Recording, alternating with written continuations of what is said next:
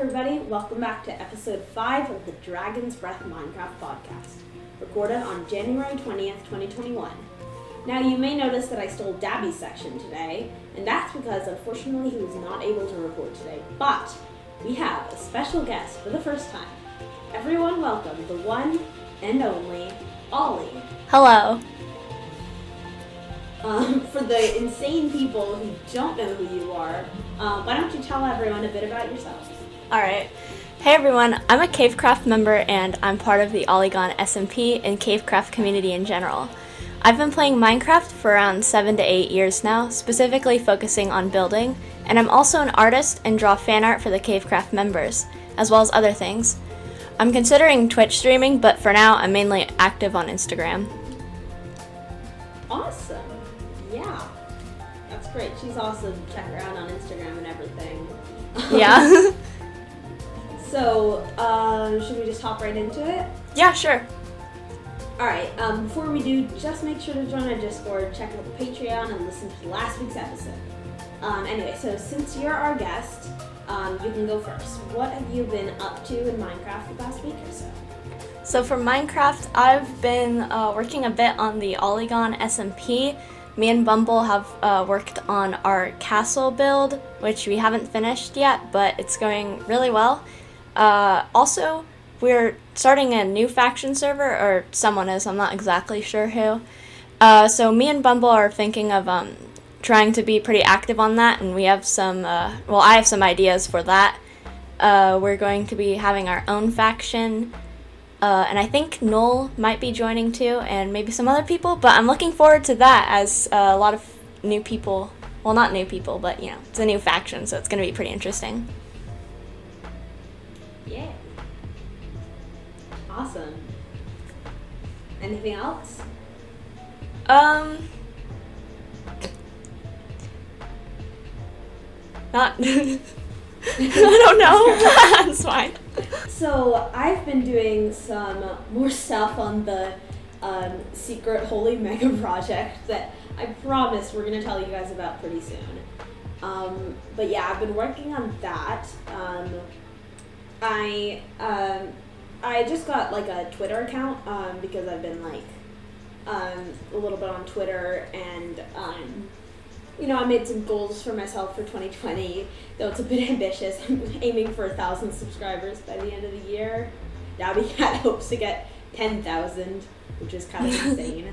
Yeah. But I looked at his social blade, and he's actually aimed to get 1,000 by the end of the year. So yeah, that's crazy. Anyway, I'm sort of gathering a little group of people with a few people who will switch out to do some challenges. I'm kind of changing my niche a little bit, and I'm going to be doing like Minecraft Manhunt, or Minecraft Man Save, or challenges, stuff like that, with a few other people. So yeah, that's super fun. I also, over the past week, I made a new video, Minecraft Skyward, but if I die, the video ends. It kind of backfired, because everyone thought that I was that bad and that I died on accident, when it literally took 8 tries to get that perfect timing where I died so early on. But yeah, it was mostly just a joke video. I had some like sad memories and stuff. You should check it out. And then yeah, I just kind of did some Hypixel and stuff. Yeah. Cool. Should we move on? Yeah, sure. Alright, right into the news. Since we had a week off, there's 2 big pieces of news. Really quickly, 1.16.5 dropped, which is a minor update with only a few server crash bugs, which they won't actually say exactly what they are, because then people could abuse them when they're playing the earlier versions. But anyway, at this point, it's just kind of becoming a meme that 1.16 has a bunch of like tiny bug updates. But I mean, it's great to see that they're still working on it and making the game as playable as possible. They say that while people are encouraged to play on the latest version, you'll be able to log on to 1.16.5 servers on the 1.16.4 client, because there's no in-game changes really. But second of all, the Minecraft snapshot 21W03A just came out today, adding glow lichen and glow squids. Yeah, so that's pretty awesome. And glow lichen, or lichen, something like that, is a dim light source that generates in caves, and you actually need shears to pick it up, similar to like grass and all of those things. You have to use bone meal to spread it along block surfaces too, which I think is kind of interesting. Yeah, that's kind of cool. It makes it like a fungi that kind of spreads. Yeah, definitely. So the glow squid has been added, the ultimate Minecraft meme. They don't spawn naturally yet, just like pretty much everything else. There's spawn eggs for them. So they're well lit. They don't actually have, like, they're not a light source in themselves, but like they're lit, like the texture, sort of like magma blocks, or not nilium, what is it? The nether tree logs, whatever those are called. Oh. Where they sort of have an animated lit up texture, but they don't actually emit light.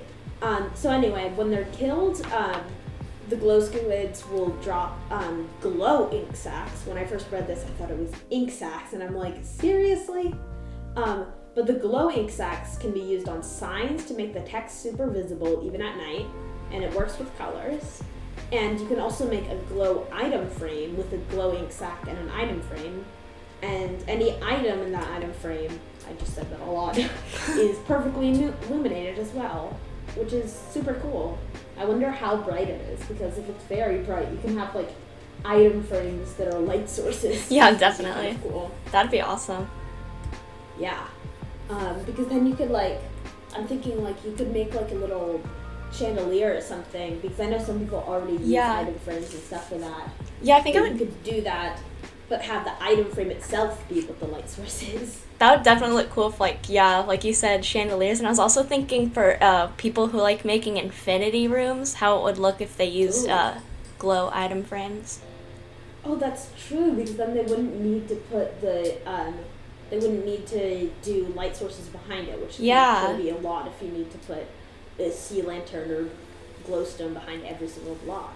Yeah, That's definitely. Totally cool. So anyway, using an ink sac on the sign will remove the glow effect, and axolotls will attack any glow squids they see, so be careful.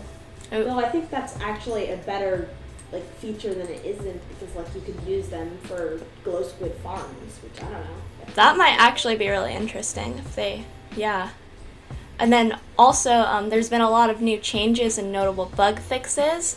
So dripstone blocks can be crafted from 4 pointed dripstone. Mobs suffocate or go through blocks when growing up near a solid block. Oh, that's a bug fix, actually. That's what it. Yeah, so bug fix. Dripstone blocks can now be crafted from 4 pointed dripstone, but now all of the rest of these are bugs. Okay, cool. So you can say mobs would used to suffocate or go through blocks, something like that. All right. Okay. Let's restart at the start of that. Okay, sure. So there's been some new changes and notable bug fixes. So a change that's happened is now dripstone blocks can be crafted from 4 pointed dripstone. Some bug fixes: mobs suffocate / go through blocks when growing up near a solid block. That's been fixed. Players can't tempt animals with food while other players are closer to the animal. Using a monster spawner to spawn shulkers spawns white shulkers. Shulker boxes cannot be opened if next to a shulker box. Shulker mob. Wait. God damn. Wait, I'm so confused. The way this is stated, it's confusing. Okay, but how I'm saying it's good, right?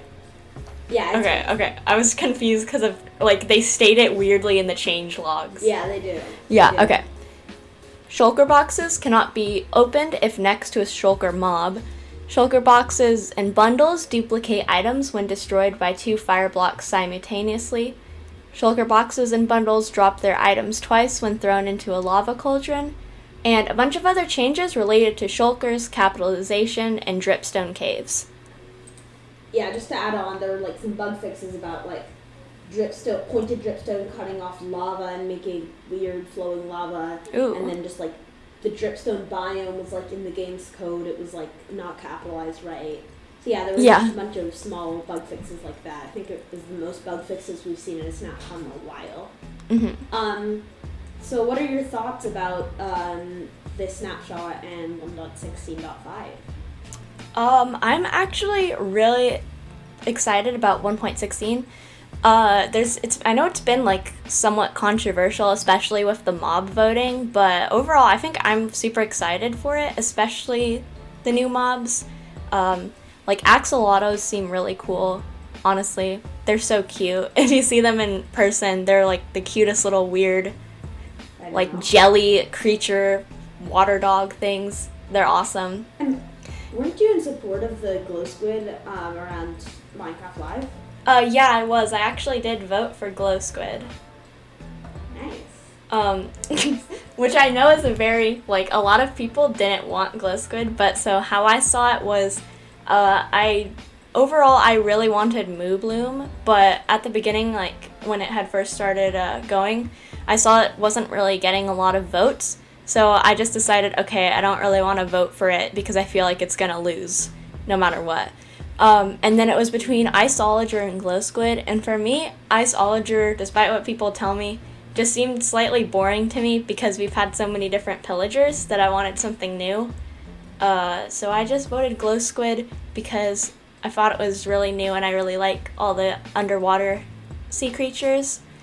And yeah, I also had seen it in, what's it called, Minecraft Earth, and I thought it looked really cool there, so I really wanted to see it in game. And now it's like kind of like the last legacy of Minecraft Earth now that it's ending. Yeah. I really hope totally. Moo Bloom like one day gets added or something, because honestly I really, really liked it, even if it served no purpose. Yeah, it's just really cute. And yes. I love how like Minecraft, like, it generally makes like the hostile mobs be fake, like not real things, and the passive mobs be like real things. Yeah. But even though like the mushroom is like based off of a cow, it is like a unique Minecraft mob that you wouldn't really see anywhere else. That's why I also really love the Strider. I like it when they sort of break that chain and make it sort of fantastical and fun. So yeah, I agree with that. I think with the glow squid, people were expecting that it was going to be bad because with the last mob vote, people voted Phantoms and it looked really cool. And like, I still think it's a cool mob, but it's just really annoying for some people. But I feel like this year Mojang did the opposite. Everyone, like, the glow squid was becoming a meme. Everyone just like kind of hated it. Yeah. Probably mostly one because Dream shouted it out. Yeah. But I think Mojang is kind of pleasantly surprising us with all this glow leechin and the glow ink sack. Yeah, I think it's gonna be super cool. I was definitely surprised with the new like glow ink sacks and stuff, and I think if people end up like having this real need for that item in the game, it's gonna actually turn around and people will end up really liking glow squids. And I do think that they'll be easy to farm if axolotls will attack them, which is another cool thing. I'm intrigued by that to see if there's any cool farms the redstone community is gonna make or design. Yeah, I agree. Because like a lot of people are super into the fastest automatic farms ever, but I don't know, I much prefer like fun farms. So like if you could just see a big pool of water with a bunch of axolotls swimming around hitting some glow squids, I feel like that's far cooler than having like, I don't know what it would be, TNT drop on them or like having them land on magma blocks. Like, I feel like that would just be a lot cooler even if it's less efficient, and I'd probably make a farm like that just for fun. Yeah, definitely, and I bet it would be really funny to watch, like axolotls like swimming after the squids.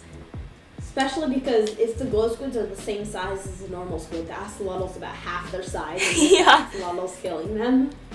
Yeah, definitely will be, I think, really, really interesting. Yeah, I agree. What do you think about like the glow signs and the item frames?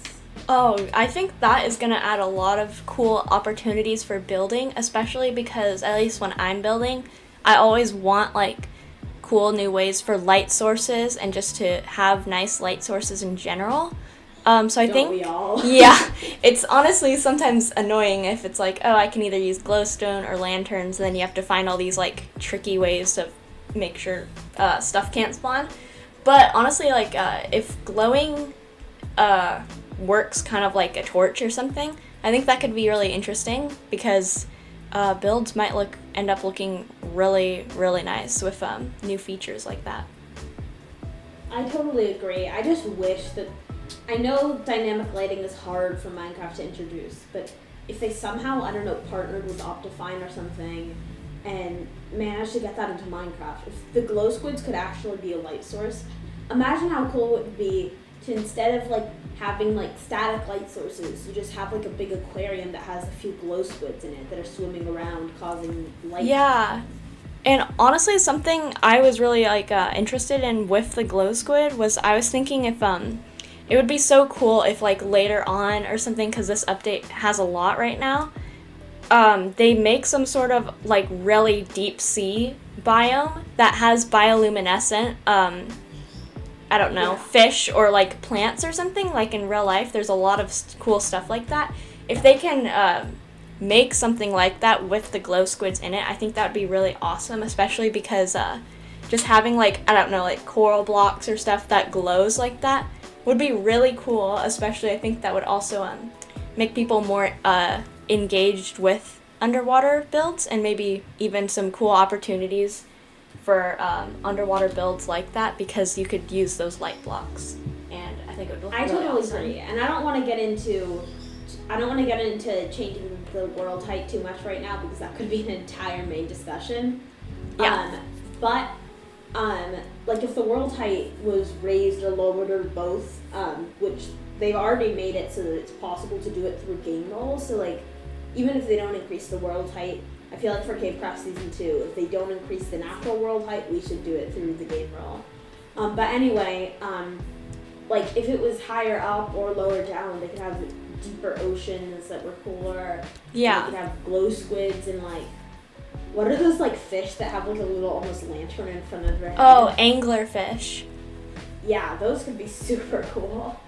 Yeah, honestly. And I also just really like with the glow squids and the axolotls that like, even though not that long ago they had an aquatic update, they're still open to updating the ocean, where it's not just like, well, the ocean and the villages in the Nether have been updated, which means that's it, how it is going to be forever. Like, it's nice how they're kind of open to continuing to update it.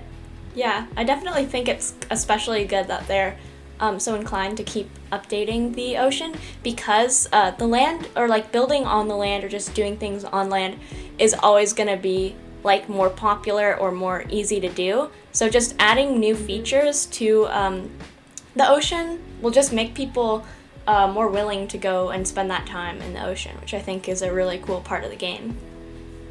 I totally agree. It feels like as the updates pass by, I kind of run out of time to do some of the things I want. So like, when the aquatic update came out, all I wanted to do was make an underwater base. Yeah. And when the Village and Pillage came out, and I wanted to use the new blocks. And then the Nether update came out, and I wanted to make a base in the Nether. And maybe I'll make a cave base, but like, it just feels like the things go by so fast. But like, it's not like, I could still make an underwater base even though the aquatic update came out 3 years ago. Like, yeah, you definitely. can do what you want, and that could be really cool. Wait, especially since they're adding new things. Was it actually 3 years ago? Because like, the aquatic update feels like it came out like just yesterday, you know? I know what you mean. Let me look it up really quick. Because I think it was around 2017, and I just remember like coming home from school and like talking to my friend and being like, God, they added turtles. This is literally the best update. And it felt like it was 2.5 years ago. Oh wow, that's still a while. Yeah. For me, it doesn't feel like that. Jeez. It does not either. I remember back then I was still mostly playing Minecraft on a PS3 actually. PlayStation 3, not even PlayStation 4.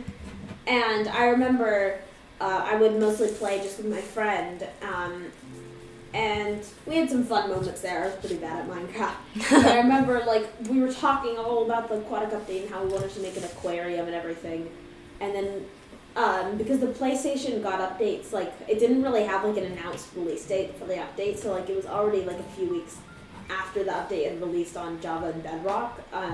But but it had not released on console, so we were kind of just like waiting. Then one day we just like kind of logged onto our little world and we were just playing, and then like 20 minutes in we were like, oh my god, the aquatic update came out. Yeah. And I remember like my friends like got a bunch of turtle eggs and like spawned some turtles and stuff like that. Yeah. Yeah, all I wanted to do was like just make like a giant aquarium or like underwater houses, like domes, and just live there. Yeah, exactly. Those were the days. Anyway, let's move on. That was a great discussion. But we have a new segment, which I'm actually going to let Ollie introduce. All right. So the newest segment is Question of the Day or Question of the Dragon. How it works is about once per day on the Discord server, the host will post a question, sometimes related to the podcast and sometimes not. And at the end of the week, you can vote on one from the past week to mention in the episode. If you want to vote and see all the options, make sure to join the Discord.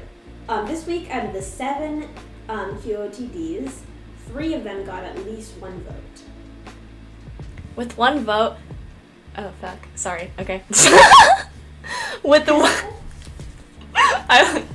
Okay, I'm good. I'm fine. Also, was I supposed to say QOTD or... I thought it doesn't matter. Okay. I had a moment there. Sorry about that. Okay. Okay. With 1 vote, the question is Among Us dead? What? Wait. I'm sorry. When I write the script, I have grammar. The question is Among Us dead? Okay, wait. Is it the question is? The question was, is Among Us dead? The question was, is Among Us dead? I'm sorry. It's okay. Okay, here, I'm gonna go. Wait, so with 3, there was a question about the mob. Okay.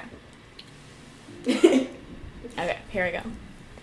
With 1 vote, the question was, is Among Us dead?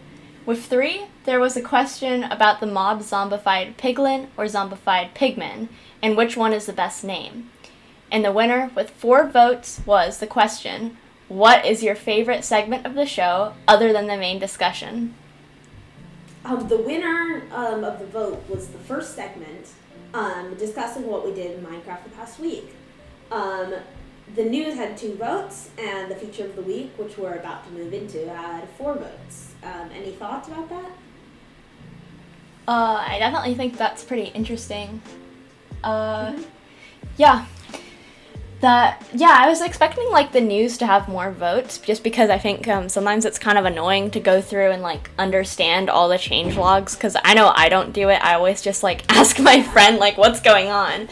But that's pretty interesting that people really like the feature of the week, which is pretty cool. Well, I think with the news, most people will watch like an Exumavoid video or something, and that's like the best format for that. We just like, we're a Minecraft podcast. We like to go over the news.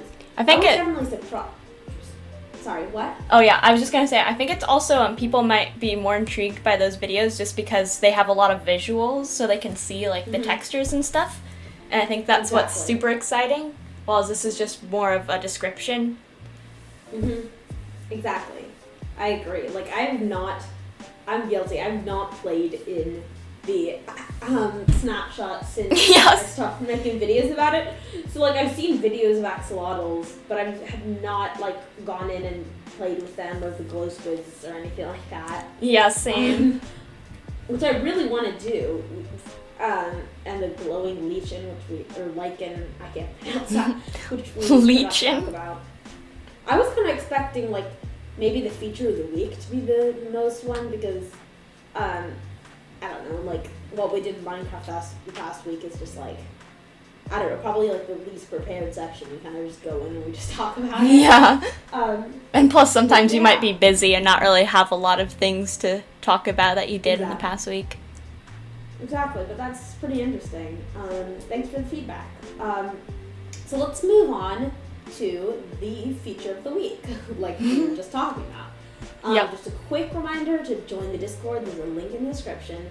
And if you want to vote for the feature of the week and talk to the hosts, guests, and fellow listeners, make sure to join the Discord. If you do pledge on Patreon, you'll get to help choose the options. So this week, the theme was biomes for the first time, and the options were the snow plains, the beach, and the savanna. Yeah, those are all three. The three of them are all really interesting biomes, I think, and good choices, but because none of them have really much in them. So that's what we try to choose. Like, I always would vote for, like, the ones that have the least in them that I'd want to change or something like that. Yeah, definitely.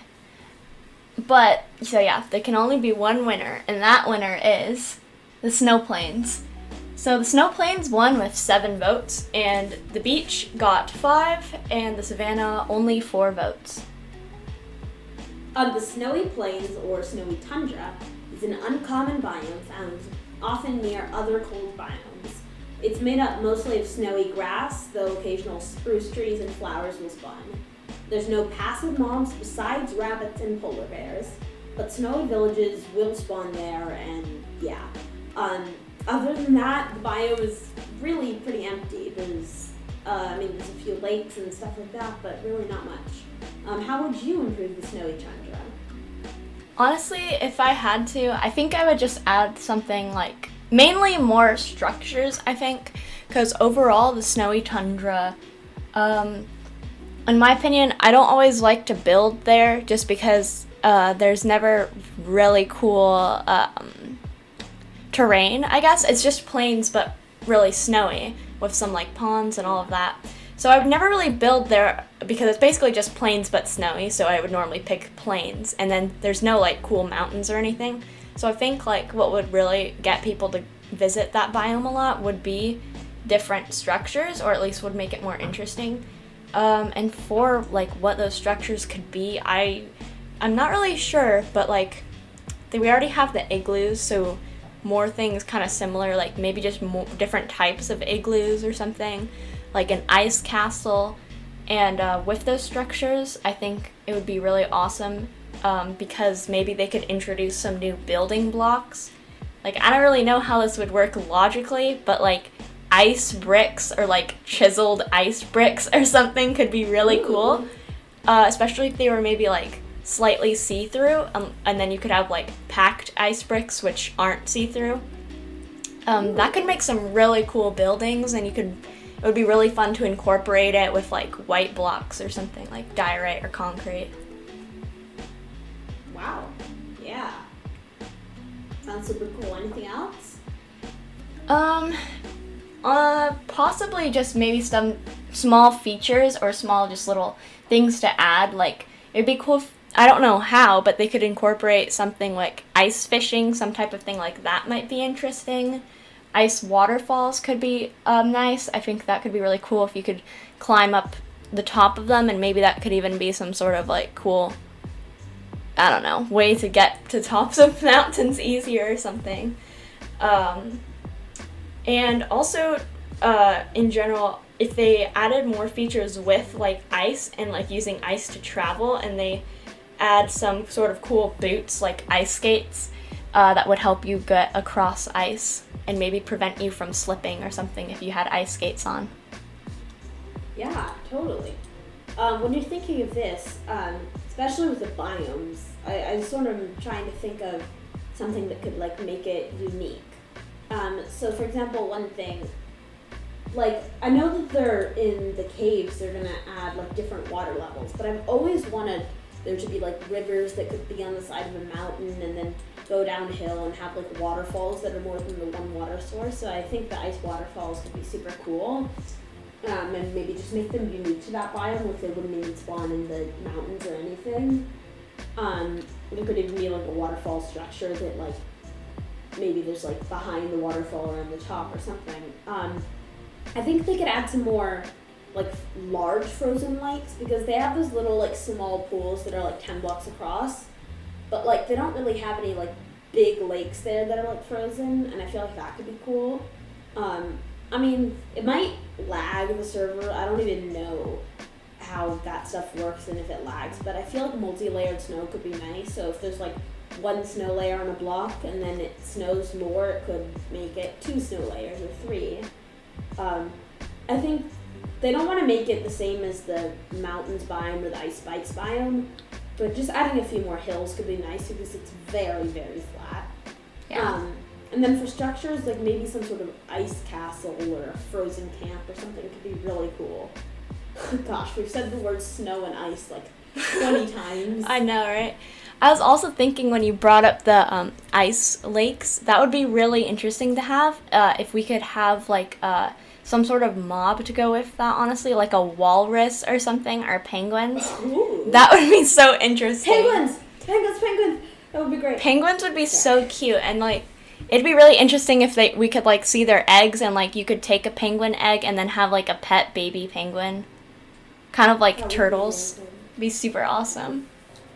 That would be great. And then also something that I was thinking is like maybe, I don't know if they're gonna add like biome specific caves, but some sort of ice cave could be really cool. Like you're underground and you're shivering with the snow and the ice, and maybe even some drip. Like I was thinking, like the dripstone, there could be like icicles or something like that. I don't know. That would be icicles would be awesome, especially for like if you just want to make like a cute winter cabin. You could have like cute little icicles going on the roof and stuff. And now I'm just imagining a cute winter cabin with a little cliff and an ice waterfall and icicles, and with a picture with shaders on, and I'm just like, yes, please. That would look awesome. And if they did make biome-specific caves, it would be really cool to have, not really like a boss, but just like a really big, tough mob for like around each biome you have in the cave. And so like for, if we're taking, for example, like snow, or the snow tundra or whatever, it would be really interesting if there's like a snow golem, but like aggressive and really big. So it's like a snow monster golem thing. That would be really interesting.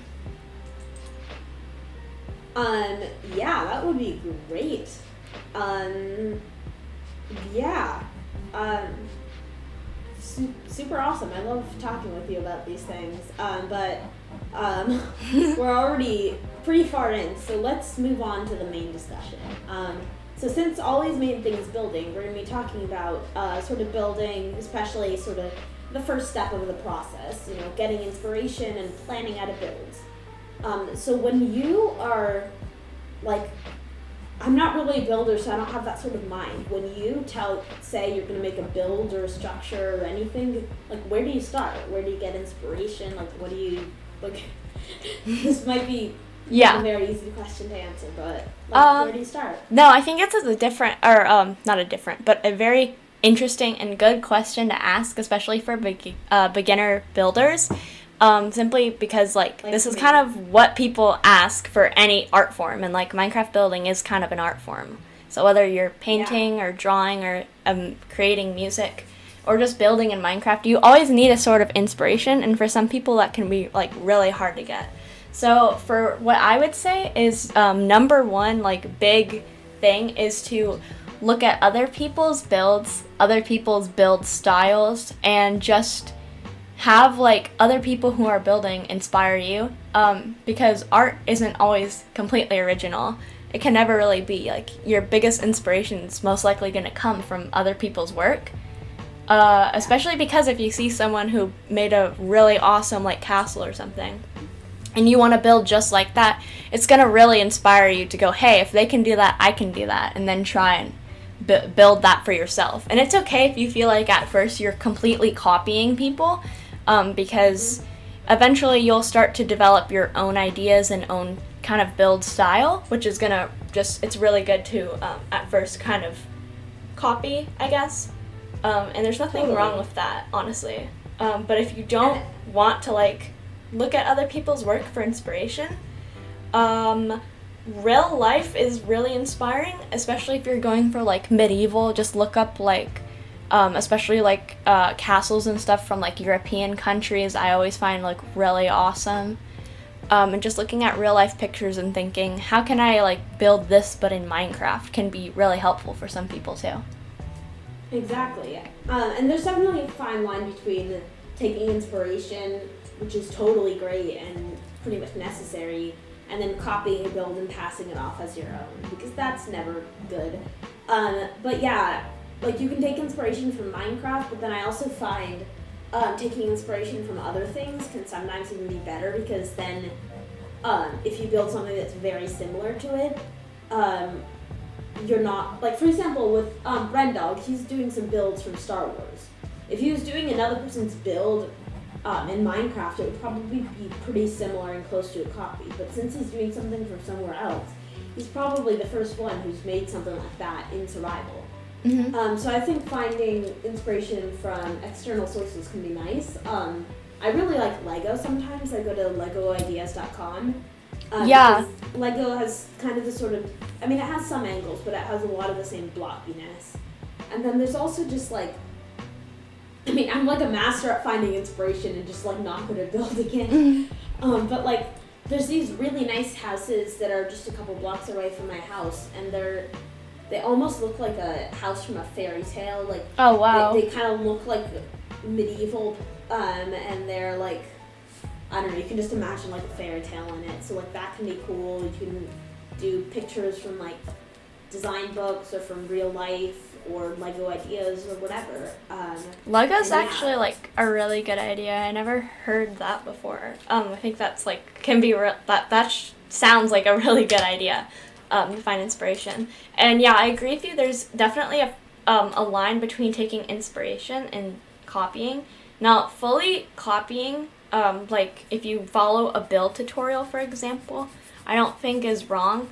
As long as you give, if you're going to post it on social media or YouTube or whatever, just make sure to always give credit and say, like, I followed, like, this tutorial or something, just like people do if they're doing a farm or something. Because sometimes, like, just a good way for people who are kind of nervous to start building completely from scratch is to just find a tutorial and completely copy it. That way they can be like, oh, okay, I kind of see how this works now. And then they can start creating their own thing. Because people think of it like the opposite of redstone, where like redstone is just like, this is how you do it, and there's different ways to make it more compact, but like, and then with a build, they think it's like 100% creative. But like, there are some methods to build. So for example, if you copy a build and just do it for your own purposes or credit the person, like you can learn, oh, so this is how you make an A-frame roof, or like, oh, this is a nice shape to have the base of the build as, or there's definitely color palette. There's definitely loads of techniques, and you can make up your own techniques too. But it's really nice to learn some basic ones like texturing or A-frame roofs or whatever, and also just find your preference, like find what you prefer to build and what you enjoy building. Because for me, it's definitely like medieval fantasy stuff, like cabins, castles. Some organic things like giant mushrooms I really like building. So just find what really suits you and like what inspires you to build and what you want to keep building.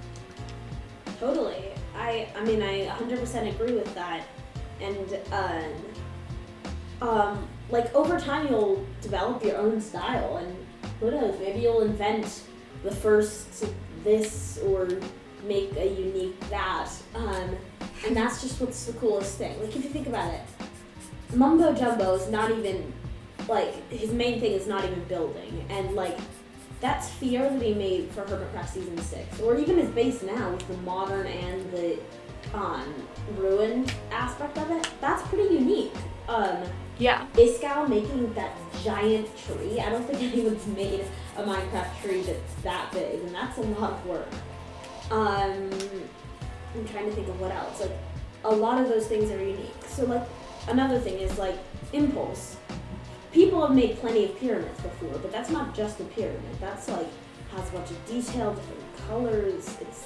It's pretty insane. So, over time, regardless of if building is your main thing, if you do a bunch of building, you'll develop your own style. Definitely, yeah. So once you have some inspiration, where do you go next? Like, how do you plan out a build, per se? Planning out builds, I either do in two different ways. So, for example, my castle build on the Olygon SMP that I made with Bumble, that was extremely planned out. We shaped out everything first in 2D, basically. So just what I would say for something maybe a bigger build that's kind of intimidating you and might seem a little scary to get started, first thing to do is find a really nice spot to build. You can either, if you want to, start just terraform a place or just simply flatten out an area. We flattened out the top of a mountain and then just start, I guess, like 2D or just laying everything out with like one by one just blocks. So we would box out like in a big rectangle, okay, this is where we want like the main build to be, and then we would just mark out where we want each tower to be, each separate wall, and then build upwards from that. Because I think laying everything out is the first like really good step to do, because it's hard to kind of visualize everything without anywhere to go to, and to start with. So if you just had made a castle and you started with one watchtower and then just finished it and made it extremely detailed, all of a sudden, like, my build is like 3 times the size that I wanted it to be or 3 times as little as I wanted it to be, which can be an issue. And then you might end up losing inspiration because it's like, oh, I finished, but I have like the whole entire build left to do. So just starting out by doing the base and then working upwards, I think is really useful. And another method that I've done a few times is simply to take a picture of where you're gonna build and draw like out how you want everything to look and where you want everything to be on like MS Paint or whatever. And that way you just have a really nice reference photo that you can continue looking at. And I think that can be really helpful. Yeah, that's awesome, especially because when it comes to Minecraft, if you're just thinking in your head 10 blocks, 30 blocks, like, often it can surprise you. So, yeah. Like, I was, like, thinking, with my starter base, for example, on the cave craft, I was thinking, well, you know, I want space for some chests and a crafting table. How about 15 blocks? Mm-hmm. 15 blocks is tiny. Yeah. It's minuscule. Seriously, Dabby. Oh, alright. Okay. Well, Dabby just said hi. Anyway, so, I have a question for you. Would you say, when you're doing a larger build, like a mega base or something, would you say you do one little section and detail it and finish it all the time, or would you say you do like an outer shell for the whole thing and then a detailing layer on the whole thing and like? Oh yeah, okay. So I'm gonna use the castle as an example again. I don't know if like there's any videos or streams or anything with it so people can look at it, but it's fine. But so how I did that was, so after we had laid everything out, I just started building up with the one main block, which was diorite. And okay, don't bash me for it, okay, we were gonna texture it. So we just start with just diorite and no texturing, it's just the one base block. And once we had all of the diorite down, which was all of the walls, we then started adding in the roof, which was made out of mainly purple wool. So we just use, again, one block and don't texture or anything, and start building up the walls. So that way you're getting the base main shapes down and your build is pretty much done. It's just not detailed at all.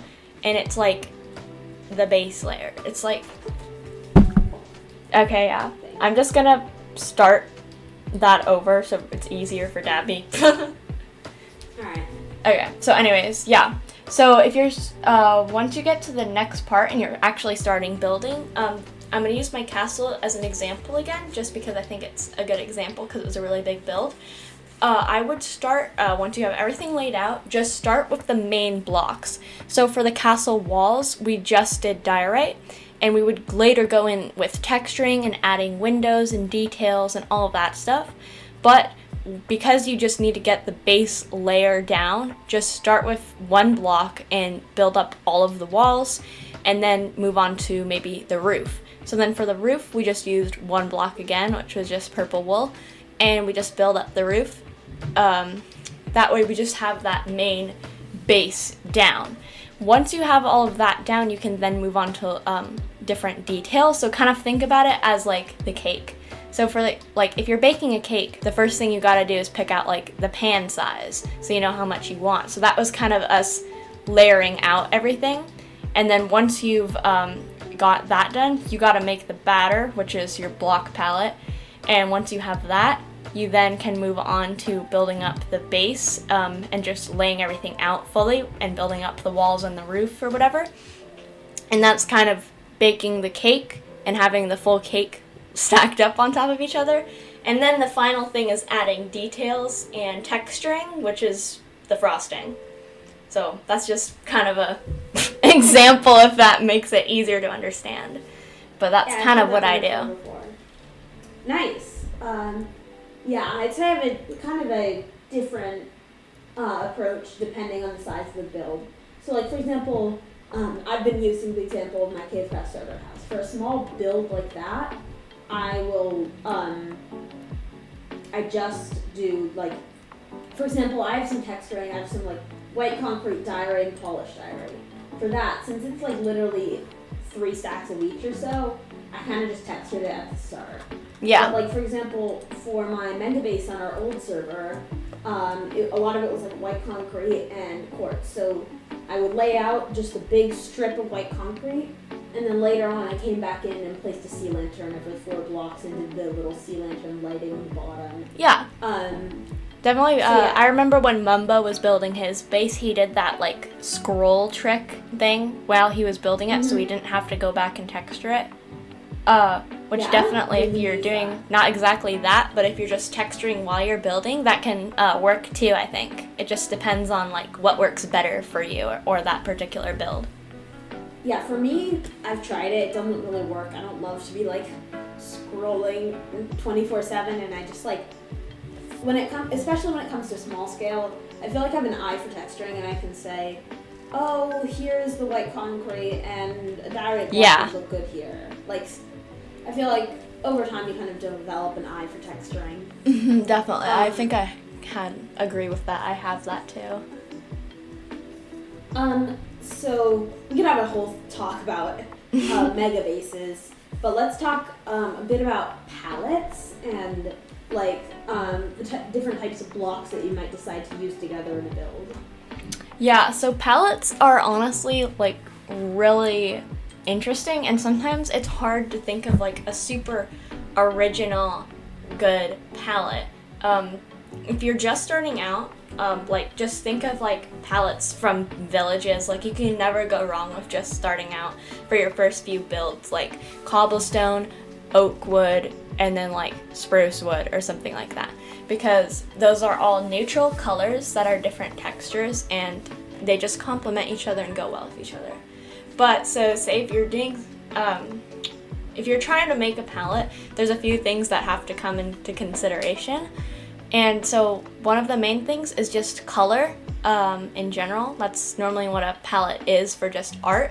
Color is something that you should keep in mind. So like kind of balance like your cools or your warms and your neutrals, and really like, I don't know what to call them, like fun bright colors like purple or pink or red or something, and kind of have that nice balance. If you can't think of like a color palette, there's tons of color palettes you can look at online and see like, okay, maybe like this green kind of looks like prismarine, so maybe I can use that. But then once you've got like, or you don't have to do this in any particular order, but if you have a certain like kind of color in mind, go and look at all the blocks and look at what blocks like are similar to those colors, but then like keep in mind their texture, and like if you can make like a certain block with stairs or slab or whatever, and just keep in mind the texture. Exactly. Because sometimes textures don't look that good together and might just look strange. So yeah, you have to just consider. Oh yeah, go ahead. Sorry, just adding on to that, there's some different like color areas where Mojang doesn't really have that many blocks in it. For example, like gray is used a lot, but there's certain like shades of gray that there isn't much of. But just honestly, my advice is to be creative. Like use blocks, like especially from a far distance, the texture doesn't matter as much. So like for example, with B-Dubs' giant castle, he uses coal ore and acacia logs along with andesite into a palette into stone. and you think coal ore, like, you can use it to texture a cave, but like from further away, because it has little black specks, it like comes off as a bit darker gray when you look at it from far away. So like, just really try to be unique and think of things that might not work. Or another thing is, I think Wolfie was making a build today where he had like some grass, and then he used that either, I think it's brown glazed terracotta, which is like brown with a little bit of green, which made it look like a little dirt blob in the middle of the grass, which looked really good. Like, try to be unique and like use things that you might not expect. Definitely, yeah. I think really think outside the box. Like, you don't have to particularly just like, if you're in creative, like go to the building block tab and like just be like, okay, what used a lot? Wood and like stone. You don't always have to stick to that. Like, even if you're terraforming like a mountain or something and want to add textures for like gray blocks, like one thing, like literally there's so many different gray blocks, but they just aren't necessarily stone. Like acacia logs are a super nice, in my opinion, gray color that's just really nice, and it's a nice smooth texture. So you can really like incorporate different blocks that aren't really made for that thing and just add them into your build because of the color and texture. So my next point, or like, another thing is, so one thing that I saw on Instagram by this Minecraft builder that I follow for ideas, something really cool that he did was like a simple, I think just like barn or like cabin, you know, like wooden house. But for his roof, what he actually did was he put dirt and grew wheat plants to like the full growth, that nice like yellowy stage, as like a hay bale type roof. And it honestly, people were like, in the comments I checked, people were saying like, that looks kind of weird, but in my opinion, honestly, that was super good, and I think I hadn't really seen anybody do that. And the color of like wheat when it's fully grown is just this really nice like beige yellow color that just looks super good with his spruce, and it added a really cool texture and just made the build look super awesome and unique. So definitely, definitely think outside the box with block palettes, but like never be afraid to take I don't know, like an inspiration or something from other people's block palettes. And when you're doing a build, when it comes to palettes, you always want at least 2 different colors. So like, sure, you can have prismarine mixed with warped wood, mixed with, I don't know, cyan terracotta or cyan concrete, and that goes well together. But you need to mix it up and have at least 2 different colors. So like, you just really have to think about what could go together. Like, Nexus made a cool build before Cavecraft that was like combined dark prismarine with like dark oak and spruce wood. Like, that's a cool combination. Think about just the colors in general, what they look good with, and just throw it around. So like, something that I think looks really nice with prismarine is just like that, because it's that nice like turquoise aqua color, and you can get the lighter one or the darker one, and then warped stuff looks really nice with it too. So just dark wood like spruce or even dark oak, and then just like either a simple like gray or white palette with that will just look super nice, because you've got like some really dark colors that are a neutral color like brown, and then just this nice fun kind of pop of color, which is the prismarine, and then just add like another neutral, which can just be like gray or white or whatever, and you got like a really good palette there with a lot of different opportunities for you to use different stairs and slabs and stuff to detail it. Yeah, totally. And like, oftentimes things that you might not expect will go together, so just try a bunch of new things. Like, the nether wood goes well, especially the warped wood goes pretty well with the blackstone, just like the plain blackstone. A lot of people think it has too noisy of a texture to use, but I really enjoy it. I'm forgetting what it was, but I saw someone early on in the snapshot phase who like, I think they made like kind of custom biome out of the crimson and warp blocks, like making some custom trees in a house, and it looked insane, and it used like sort of blackstone-y stuff. I really want to try to find that. Yeah. I think definitely too, don't be too afraid of textures being too noisy and stuff, especially if you're doing a really, really big build. Because if you're doing a huge mega base or something, the most you're going to be looking at it or taking pictures or showing people it is going to be from far away, so you can look at the entire build. So from a distance, textures are going to look way different, and so a texture that you don't like up close might end up looking really nice from a distance. All right, yeah. So we're just about out of time. I just want to really thank you for being the first guest on the show. We'd love to have you back sometime. Hopefully Dabby can be there. Yeah. But yeah, that would be great. I really enjoyed talking to you. Mm-hmm. Yeah, me too. Thanks so much for having me here. It's been really, really awesome. All right. No problem. So you want to close it off? Yeah, sure. Hi, yeah, it's me, Dabbycat, talking. I cannot make it to the recording this week, but I am editing this video, and I just wanted to say if you did enjoy us having a guest on, let us know in the comment section or join our Discord server and tell us, because that's a kind of feedback that would really help us. And if you did enjoy, then we'll get more guests to come on later, and I'll be there as well. So yeah, look forward to that, and I'll see you all next time, and we can close it off now. Go, yeah. This is the one Dabbycat time. Alright, bye. So that just about wraps it up for this episode of The Dragon's Breath. Thank you guys all so much for listening and tuning in for this week's episode. All important links are in the show notes or description. Make sure to once again join the Discord server and check out the content we make, as it would really help us out. Just saying, if you ever have like a question about like something we talked about and you want to see a screenshot, feel free to ping one of us.